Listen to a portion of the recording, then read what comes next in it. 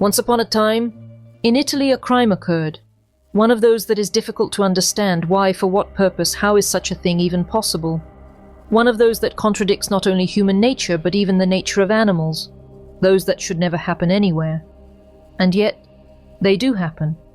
And alas, not just once, and not only in Italy. But even among these terrible, impossible to understand crimes, there are unique ones, especially terrible, completely incomprehensible. This video will be about one of those.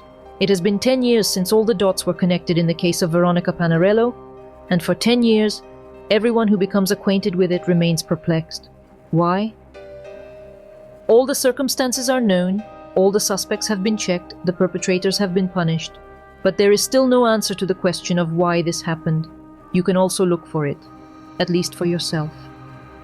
Well, I will try to give you all the necessary information for this. Once upon a time, in Italy.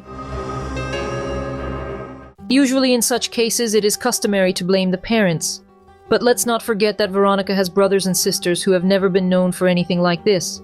Italians call it pecora nera, a black sheep in a white flock.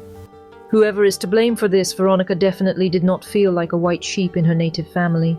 She said, "In this video the words Veronica said will be repeated very often, because not all of her words can be taken at face value, but without them, truthful or not, the picture would also turn out distorted." So, Veronica said. She said that she was born from a lover. She said that her mother once blurted out that she never wanted Veronica to be born. She said that when her parents separated, her mother abandoned her. But her sister Antonella said that all this was a lie, and that it was Veronica who abandoned her mother and the whole family with whom she never got along. She abandoned them and, still a minor herself, went to live with her future husband. By the way, the marriage story is also quite atypical for Italy. When Veronica met Davide, she was 16, he was 19, and it was love at first sight, at least for him. Davide was stunned by Veronica's blue eyes. Well, colored contact lenses will stun anyone. The second shock was the girl's story. From the very first meeting, she begins to lay out everything about herself, about her difficult childhood, unhappy fate, and difficult relationships with her parents and family. The story hits the bullseye. Davide is just the kind of guy who easily falls for good girls in trouble. And just 3 months after meeting, the underage Veronica tells her beloved that she wants to have a child from him and build a family. The parents try to slow down such a rapid development of events, but to no avail. And so, from the point of view of Italians, a child, Loris Andrea, is born to practically small children. Calm, taciturn, smiling. Not a child. A dream. 4 years later, a second son, Diego.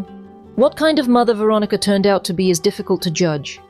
It seems that she is not even a mother at all. She treats children more like a girlfriend or sister, albeit older, but not by much. On the other hand, her whole life belongs to home and children. Yes, she does not do anything else, but at her age not everyone is capable of dedicating themselves to the family. And although Veronica chose this life herself, it's not a fact that she, still a young girl, really likes complete immersion in everyday life. Moreover, Davide, a truck driver, is never at home, and the whole burden and responsibility lies on her alone. The attitude towards Veronica as a person in the town is also ambivalent. On the one hand, there is nothing particularly bad to say. On the other hand, she does not respect her elders, conflicts with both her parents and in-laws. And there are doubts about her moral character. No one was holding a candle, of course, but the all-knowing neighbors have long lost count of the lovers of the eternal grass widow. And then disaster struck. On November 29, 2014, the eldest son, 8-year-old Loris, did not come out of school. The crying Veronica said that, as always, in the morning she drove him to classes, dropped him off at the school gates, and when she came to pick him up, the boy was not there. And here the oddities begin. Not finding her son at school, the mother notified the police and stated that the child should be with his grandmother. At the same time, she did not try to contact the grandmother herself. Veronica's mother learned that Loris was missing from social networks. She immediately rushed to call her daughter, and right during this call, the police broke into her house. They informed the woman that the boy, it turns out, should be with her. which she was unspeakably surprised at, because the grandson had never been in her house before. Loris's disappearance was also learned from social networks by all other relatives, including the father. However, these oddities are easy to explain. The mother is in a panic. She could have gotten something mixed up, and there may simply not be enough strength or time to communicate with relatives at such a moment. Santa Croce Camerina is a very quiet town. Nothing like this has ever happened here. So the search begins immediately and very actively. Police, firefighters, dog handlers, volunteers, everyone is engaged in combing the area. There are only two versions.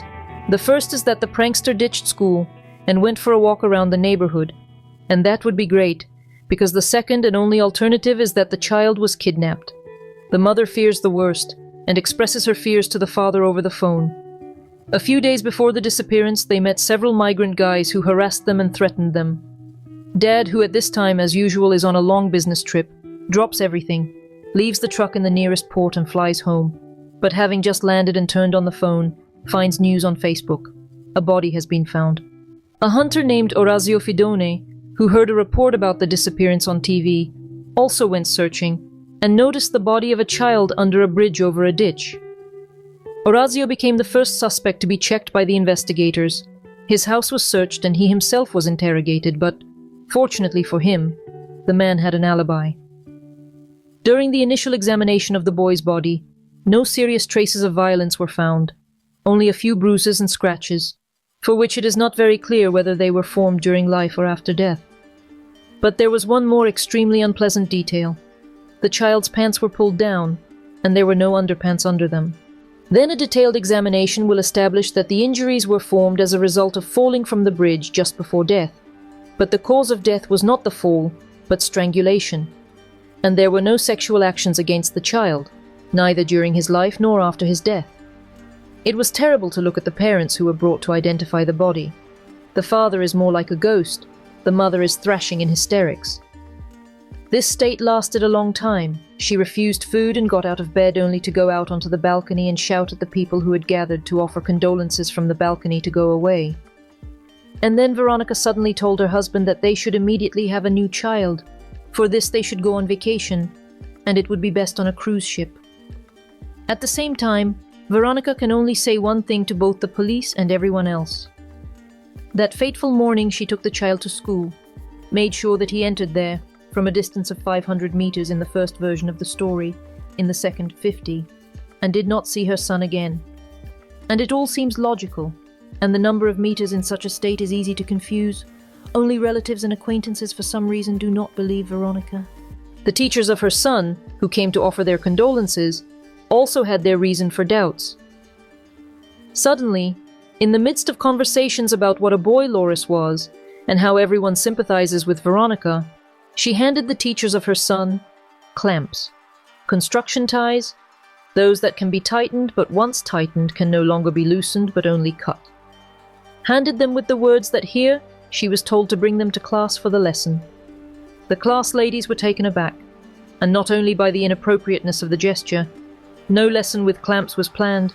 Dangerous objects are never allowed in the classroom at all, and these ties are just such objects.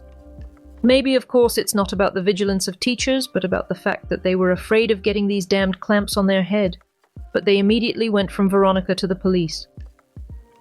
And it's a good thing they did. It turned out that the mark on the child's neck is not just similar to the mark of a plastic tie. It exactly matches the ties that Veronica was raving about. The same width, the same ribbing, the same shape of the eye. It's strange, of course, that Veronica started talking about them at all and at such a moment. But maybe the subconscious worked like that. A glance fell on the clamp that was screwed to the crib of a plush toy. She remembered that she put them in her son's backpack. A thought flashed that the criminal could take them out of there, finding a convenient tool. The backpack, by the way, was never found, although the removal of garbage from the city was blocked for 3 days until all the bins were checked. In general, the number of coincidences and oddities begins to alarm the investigators too. The mother is looked at more and more closely, and having looked closely, they begin to notice other suspicious things. For example, that Miss Panarello threw out the garbage that morning in the bin that is closest not to her house, and not even to the school where she took the child, but to the place where the body was found. In the town of Santa Croce Camerina, there are a lot of surveillance cameras, more than 40 installed by the police, an innumerable number of private ones. Recordings for the last few days were collected and viewed from all of them, so the movements were tracked for almost every resident, and the strangest was the route of Veronica herself. That is, it's not that it's very strange, it's just completely different from the one she described. Although, of course, it is difficult to expect an accurate designation of turns from a mother who has just lost a child, but it's not even about the turns. According to the cameras, it turns out that she did not go to school at all that morning. Then the police offer Veronica to try to remember everything together with them. The officer who accompanied her on this route later said that at the very moment when the woman, instead of turning left, filmed by the camera, firmly said that she went straight, goosebumps ran down his back. He realized that she was not confusing anything but deliberately lying, and not just lying, but covering tracks. And that's not all. Despite the low resolution of the camera installed near Veronica's house, it was possible to see that Loris did not go to school at all that day.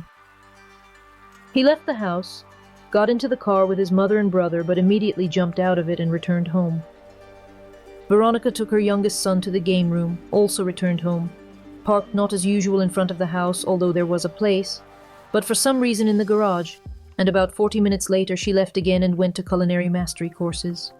At the same time, neither on any camera was it visible how and when Loris left the house. It turned out that having returned home instead of school, he never left there on his own feet. It was also established by the same cameras that in the morning Veronica drove up to the road leading to the old mill where the child's body was found, entered the area where there are no cameras, and then returned, having spent 6 minutes more at the place than she should have based on the speed. It is clear that with the presence of such a bouquet about the mother, the investigators had, to put it mildly, suspicions. And on December 8th, on the 10th day after the discovery of the body, Veronica was taken to the police and, after many hours of interrogation, arrested. However, the Signora does not care about the evidence. She stands firm that on the morning of November 29th, she took her son to school and never saw him again, period. She does not care what the cameras filmed. They do not leave the house. Loris does not return there. And the fact that no one saw him with his mother at school that morning is a coincidence. This is how long months pass. Veronica feeds not only the investigators with fairy tales, but also those who come to visit her. The girl is a big fan of detective and true crime shows. She knows perfectly well that all her conversations are being tapped. Then the detectives try to approach from the other side. They offer the unfortunate mother to go to her son's grave, in the hope that there she will finally repent. But this lady is no less clever than they are. She guessed that eavesdropping devices were also installed at the grave, and instead of asking her son for forgiveness, she performs a whole concert with the refrain, "I swear that I will find your killers." And then she suddenly changes her version. On a date with her husband, Veronica, clearly knowing that this conversation is being recorded, says that yes, now she remembered. That day, Loris really stayed at home because he did not want to go to school. She took the youngest to the game library, and when she returned, the eldest was no longer there. To the logical question of the bewildered husband why she did not run to the police immediately, the prisoner answered simply, "The memory returned only in places. Here I can explain, here I cannot." In such pieces, memory will return to Veronica for a long time. Next came up where she threw away Loris's school backpack. Not when she threw it away, not why, but only where, and even then approximately. She was taken to the place, but it did not help. The backpack was never found, and so as not to drive the convoy twice, they decided to also go to where the body was found. And here Veronica performs another number of her solo program, which will enter all the talk shows under the title Confession. In fact, except that she is a monster and deserves life imprisonment, the Signora admitted only that she threw the body into a ditch. When asked why she did this, she did not answer, and did not confess to the murder. The investigators tried to push her and took her to Remember Home. Here they are waiting for the second section of the performance, where Veronica wanders around the apartment, opens cabinets and doors, even imitates her conversations with her son, and finally, choking with sobs, tells a new version.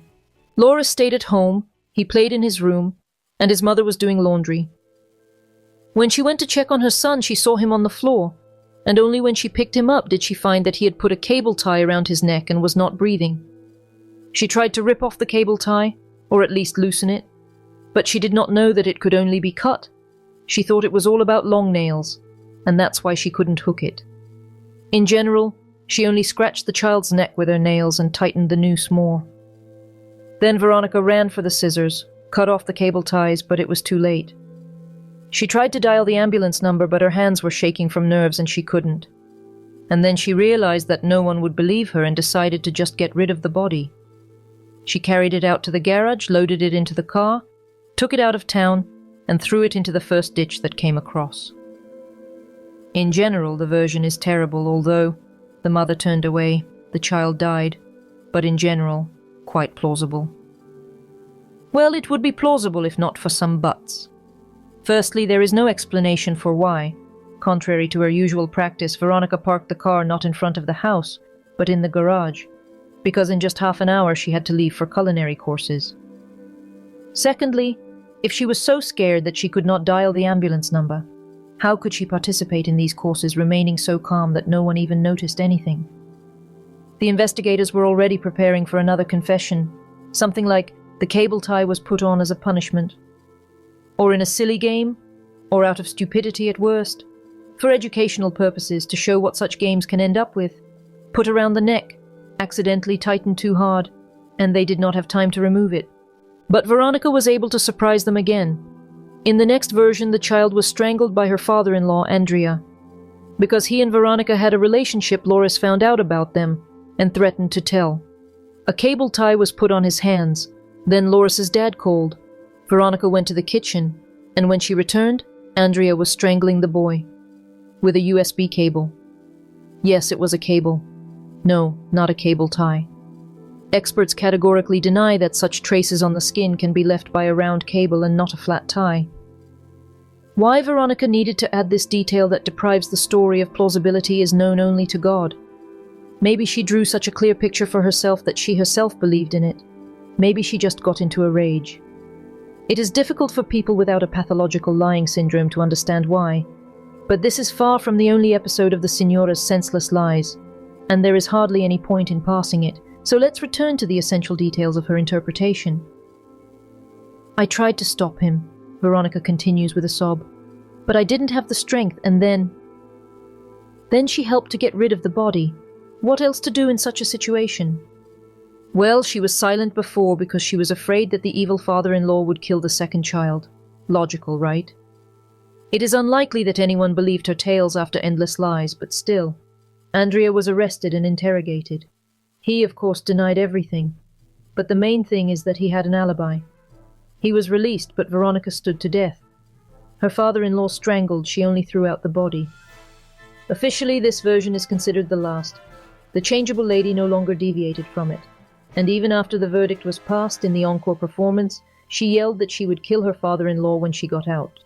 But in fact, there is another version of the story, the one that Veronica told her cellmates. In it, Loris angered her by not wanting to go to school. Veronica put a cable tie on his wrists as a punishment, then went out for a while, and when she returned, she found that Loris had strangled himself with another cable tie. Well, she slandered her father-in-law to take revenge on her husband, who rarely visited her in prison and did not support her enough. Also a version, the child with his hands tied put a tie on his neck, inserted the end into the tiny eye, and tightened it, unsuccessfully. And why did no one believe it? Veronica Panarello's case was considered in a simplified manner with her consent. In Italy, this means that the defendant agrees with the charges brought against him, refuses to provide evidence in his defense, and for this the maximum possible punishment is reduced by a third, and instead of a life sentence they give only 30 years. The lawyer requested a psychiatric examination for Veronica about her sanity, and what a coincidence, the lady's behavior suddenly changed sharply. Moreover, the cunning touring actress did not give concerts to psychiatrists, apparently fearing exposure, but she let herself go to the fullest on the police officers who were not so skilled in simulating mental disorders. She sang songs, smoked non-existent cigarettes, flew on a chair. Well, at least not on a broomstick. Veronica's performances did not impress anyone. Psychiatrists in the conclusion awarded the actress with a variety of epithets. Maternal feelings are completely absent. There is not the slightest sign of sincere remorse. just as there is no sense of guilt or any emotional involvement in what happened. Extreme egocentrism, pronounced narcissistic and histrionic traits, a sophisticated manipulator. The mildest definition was disharmonious personality. But there was no coveted not able to understand her actions and control them. Alas, the personality may be disharmonious, but sane and capable of bearing punishment. Veronica received 30 years. That is the maximum possible term for a simplified consideration of the case. In the decision, the judge noted everything. The false alibi fabricated by the defendant, numerous contradictory versions, attempts to accuse others, unscrupulousness and slander, repeated in an icy form and without hesitation, including before the judge, sufficient reasons not to believe a single word of Veronica Panarello. The picture, drawn by the court on the basis of expert opinions and investigative data, turned out to be simple and terrible. In the morning, Veronica led the children out of the house. The elder did not want to go to school and returned to the house. She took the younger to the game room, returned home, strangled the elder with a cable tie, took out the body and threw it away. Despite the fact that Veronica never confessed to the murder, no one has any doubts that it was her work, and it would seem that everything is simple in this case, but there is no murder without reasons, just as there are no court decisions where this reason is not named. In the case of Veronica Panarello, the judge considered it established that there was no premeditation, and the thought of murder occurred to the mother only on the morning of November 29th, as a result of a quarrel with her son. The malicious intent was born because of the child's refusal to go to school. Veronica was under the influence of an uncontrollable impulse, in a state of instant extreme excitement. She quickly performed a cruel act, completing it with merciless coldness, and at the same time, with great care. Undoubtedly, the court carefully studied all the materials of the case, and since it came to such conclusions, then there were grounds for that. And yet, why did Veronica kill the child? Can the degree of anger necessary for this allow a person to remain cool-headed? Can an extremely excited person carefully insert the tongue of a construction tie into the small gap of its window, especially when it is put on the neck of his child? And is it possible immediately after that to go to culinary courses in order to cut and chop with a firm hand, remaining so calm that no one noticed anything? And even if we agree that the main motive for the murder was anger, the question still remains, where did it come from? Why was Monica, the mother of a prosperous family, so enraged? Child murders are crimes that contradict not only human nature, but also animal biology. And yet they happen, and not infrequently. Psychologists say, often the reason for this is that a woman feels unable to follow the image of the ideal mother imposed on her by society. Psychologists say, mothers who kill their children are always deeply lonely. Psychologists say, it is the Medea complex. By doing so, a woman takes revenge on the father of these children, and sometimes on the whole family and everything that this family embodies. Veronica's psychologists explain her renunciation of her own parents, refusal to communicate with her husband, slander against her father-in-law in this way. Well, on the one hand it sounds very much like the truth, but on the other hand, why then only one of the sons, the second, Diego? Veronica did not intend to cause any harm. There is an assumption that 8-year-old Loris entered the stage of disobedience, and this is what infuriated his mother. But did she really not come to her senses even a little during the time that she was driving the youngest to the game room? What if Veronica wasn't angry at all when she killed her son? What if she was not going to take revenge for inattention, but to get it in full, because in all the episodes of her lies, she behaves as if she is on stage in the spotlight? What if she got tired of being just a good mother and wanted to be in the role of an unfortunate mother, the mother of a maniac pedophile victim, and for this she staged an abduction, according to all the laws of the true crime she adored? For some reason she took off the child's underwear and pulled down his pants, an action that, by the way, she could never explain. But it seems only this insane version fits the calm calculation and composure with which Veronica performed all the procedures. Only in this way can her accuracy and caution in the choice of words be explained in moments when she portrays deep despair.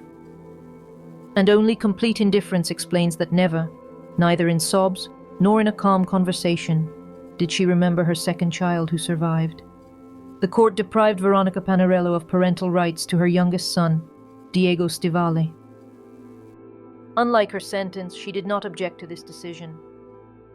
Once upon a time, in Italy.